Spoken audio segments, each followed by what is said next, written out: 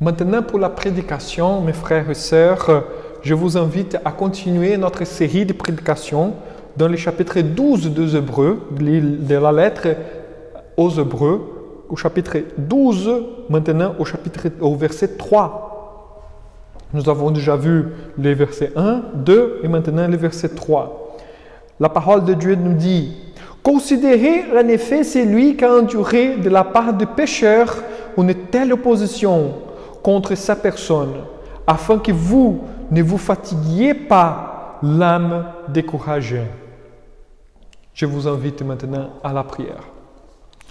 Notre Dieu, notre Père, nous te rendons grâce, car ton Fils Jésus-Christ a enduré une telle opposition que nous n'arrivons même à saisir la grandeur de cette opposition. Merci Seigneur d'avoir souffert, d'avoir subi cette opposition pour notre bien. Car cette souffrance sur la croix nous a rendus capables de croire aujourd'hui et de poursuivre dans ce chemin que tu nous as ouvert. Merci Seigneur pour la foi en Jésus-Christ que tu as créé dans notre cœur. Et nous te demandons humblement Seigneur que ton Saint-Esprit puisse venir à notre aide pour nous aider, Seigneur, à comprendre ta parole et ainsi, Seigneur, vivre une vie pour ta gloire. Au nom de Jésus, notre Seigneur, notre Sauveur, le chef et le consommateur de notre foi que nous prions. Amen. Aujourd'hui, comme c'est Pâques, et je voudrais parler justement du vrai encouragement du chrétien. Dans cette troisième prédication, qui ne porte pas dans un texte classique de Pâques, qui parle de la résurrection, mais notre texte, il nous parle pour considérer en effet celui qui a enduré de la part de pécheurs une telle opposition contre sa personne, et justement l'écrivain aux Hébreux a dans sa tête le moment que Jésus-Christ il commence à être torturé. Et là, les bourreaux sont en train de se moquer de lui, les soldats sont en train de se moquer de lui. Et Christ, quand même, il a enduré une telle opposition, des mépris, pour justement nous accorder la possibilité de croire aujourd'hui en lui, croire en Dieu et vivre une nouvelle vie. C'est justement la mort de Jésus-Christ et sa résurrection qui forment les fondements de notre foi, comme nous avons vu la semaine dernière, 2 semaines d'avant, le triomphe de Jésus-Christ. Dans cette troisième prédication de notre série sur le thème « La foi dans les temps de crise », notre texte nous invite à réfléchir sur les vrais encouragements du chrétien. Quel est le vrai encouragement du chrétien? Où devons-nous trouver le courage, la force pour surmonter une situation difficile? C'est cette question que j'aimerais bien la répondre selon le texte d'Hébreux. C'est intéressant le fait que l'écrivain a donné une liste des héros de la foi dans le chapitre 11, des gens d'une grandeur incomparable, à tel point que l'écrivain conclut dans un verset qui, pour moi particulièrement, est l'un des plus beaux de la Bible entière. L'écrivain aux Hébreux a écrit « Eux, dont le monde n'était pas digne ».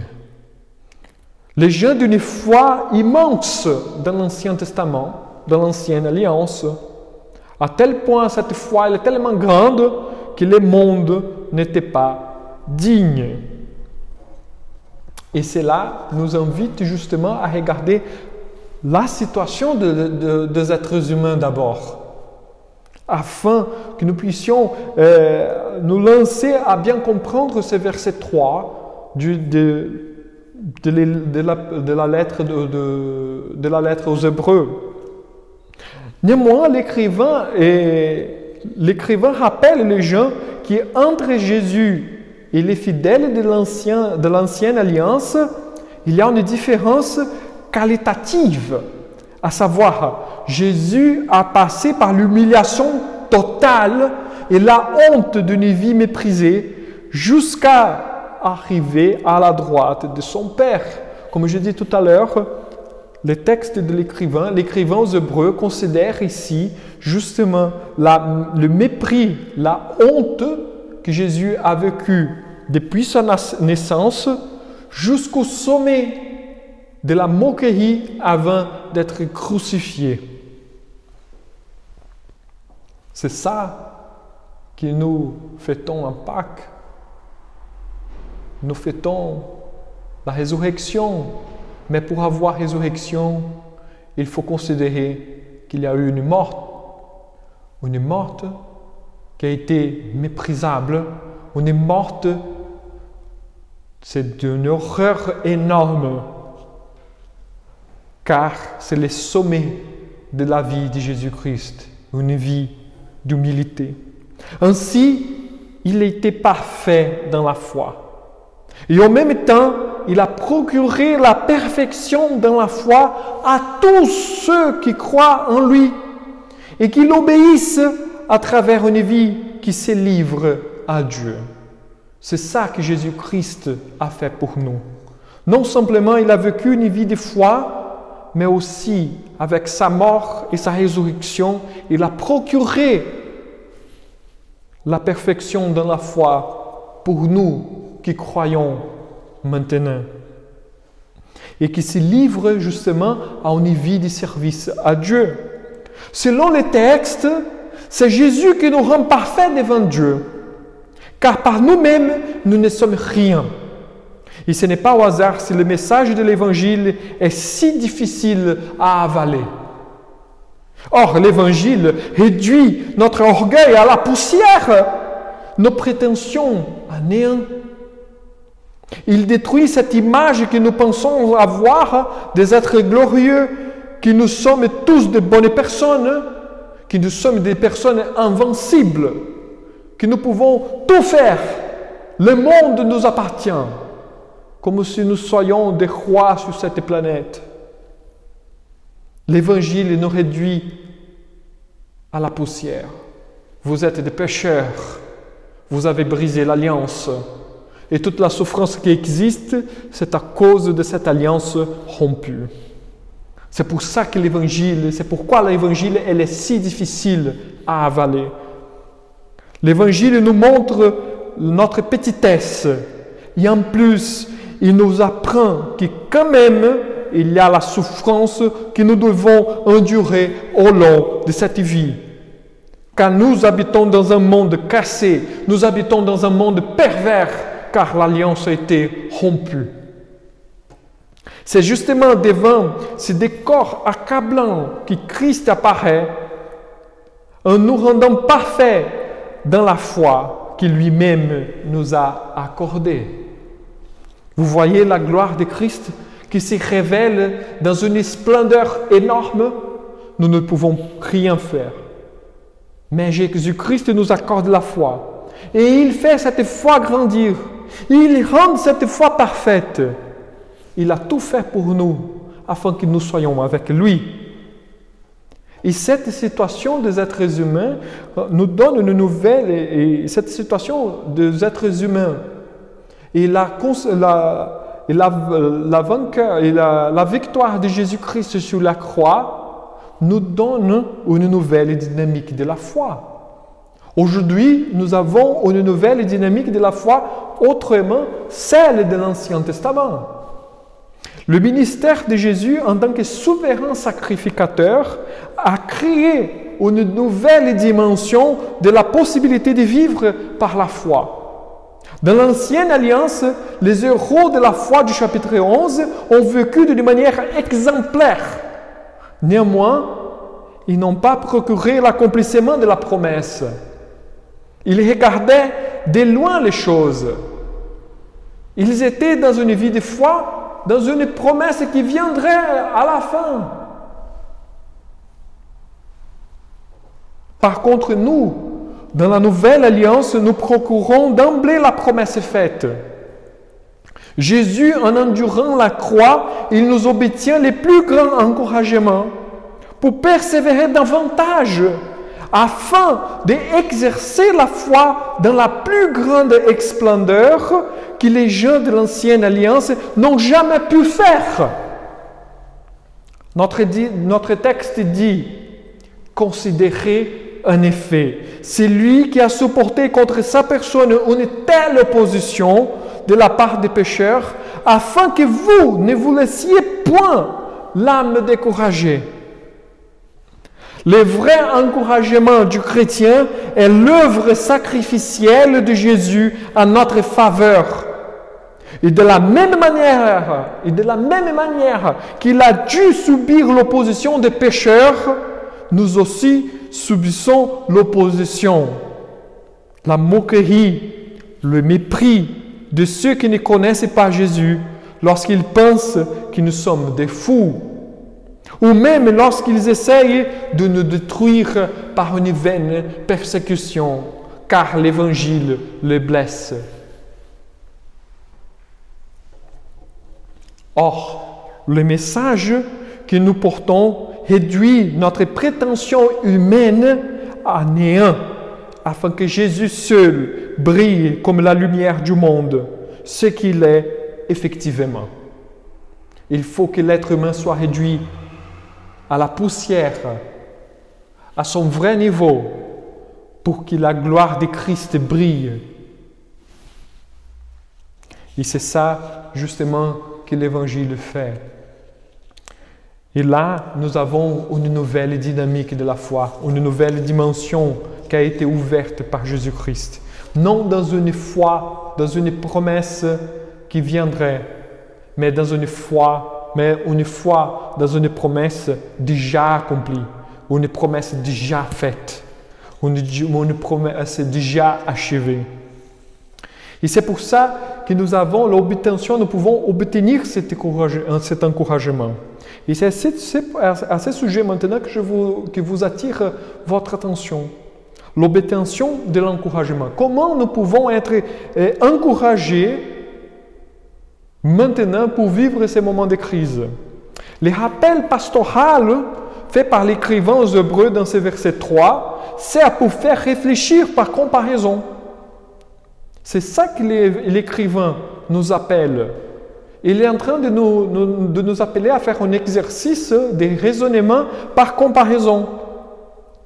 Il faut comparer les souffrances de Jésus-Christ avec celles que les membres de l'Église passaient à ce moment. Et le même est valable pour nous aujourd'hui.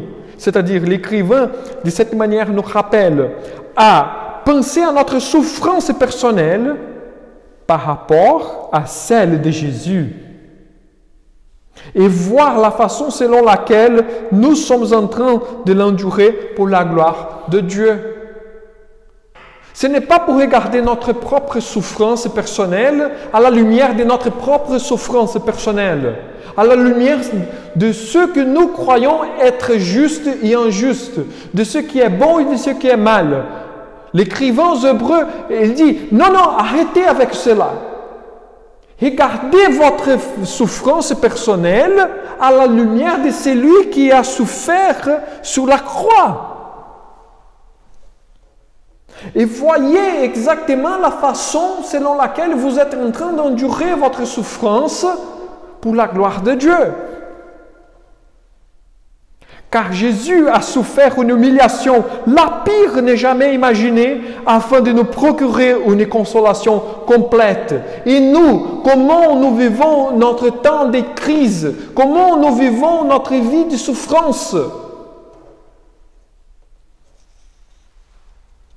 En faisant cet exercice de réflexion par comparaison, l'écrivain nous montre qu'en Jésus, non seulement nous trouvons une consolation pour le découragement, mais aussi nous pouvons puiser en lui tous les bienfaits pour continuer notre démarche de vie, de foi. Nous pouvons puiser dans les sacrifices de Jésus-Christ, dans sa souffrance sur la croix. Nous pouvons aujourd'hui puiser les trésors qu'il a acquis sous la croix, qu'il a acquiert sous la croix pour notre bien. Les bienfaits que Jésus-Christ a acquis sous la croix nous appartiennent aujourd'hui, non par nos mérites, parce qu'il nous donne gracieusement. En considérant les souffrances du moment qu'il est né, en passant pour toute sa vie d'humilité, lorsqu'il a été persécuté, qu'il a été chassé, lorsqu'il a souffert l'opposition de son peuple, et puis trahi par son ami, jusqu'à sa mort sur la croix, les moqueries qu'il a dû endurer avant de mourir, nos forces sont renouvelées. Lorsque nous considérons les souffrances de Jésus-Christ, nos forces personnelles sont renouvelées. Comment ça s'est fait? Lorsque nous nous rendons compte que durant toute sa vie, Jésus n'a pas permis que le découragement, le désespoir et la lassitude s'emparaient de lui. Au contraire, il avait toujours devant ses yeux le fait qu'il devrait être obéissant à Dieu. Lorsque nous comprenons cette position de Jésus, nous chassons le découragement, le désespoir et la lassitude de notre vie personnelle. C'est comme ça que l'écrivain aux Hébreux est en train d'encourager les gens de son Église. Et c'est comme ça que le texte maintenant vient justement à notre aide pour nous encourager ce matin. Regardez les souffrances, comparez les souffrances de Jésus-Christ à celles que nous vivons maintenant. Et là, vous allez pouvoir puiser sur la souffrance de Jésus tous les bienfaits que vous en avez besoin pour vivre pour la gloire de Dieu, à son service, en ne laissant pas l'espace pour le découragement, pour le désespoir et pour la lassitude. Nous nous tournons vers Dieu en humiliation lorsque nous considérons les souffrances de Jésus-Christ, car nos souffrances sont rien comparable à celles de Jésus-Christ.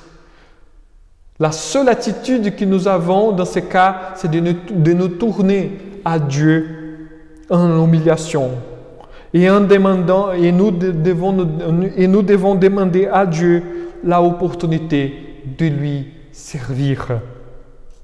Ainsi, nous ne permettons pas que les découragements, le désespoir et la lassitude s'emparent de nous, mais nous nous lançons vers les services en adoration, en souvenant tous les bienfaits que Jésus nous procure et qu'il nous donne jour après jour.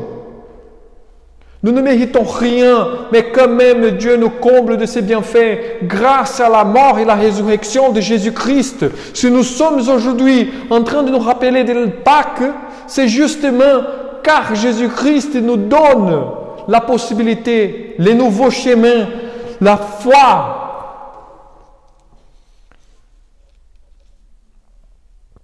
Jésus-Christ est le chef et le consommateur de notre foi. Et dans sa souffrance, nous puisions tous ces bienfaits pour notre vie. Et je voudrais conclure cette troisième prédication sur notre thème, notre série, la foi dans les temps de crise. Que le vrai encouragement du chrétien se trouve dans une réflexion quotidienne de nos souffrances personnelles par rapport aux souffrances de Jésus-Christ. Or, nous devons tenir en compte aussi que l'ascension de Christ et le fait qu'il est assis à la droite de Dieu nous accorde l'assurance absolue que tous ceux qui placent leur foi en lui seront consolés par lui. Nous ne sommes pas dans une roulette. Nous ne sommes pas en train de jouer avec le Seigneur. Nous avons une assurance que Dieu nous accorde par la foi que nous portons aujourd'hui.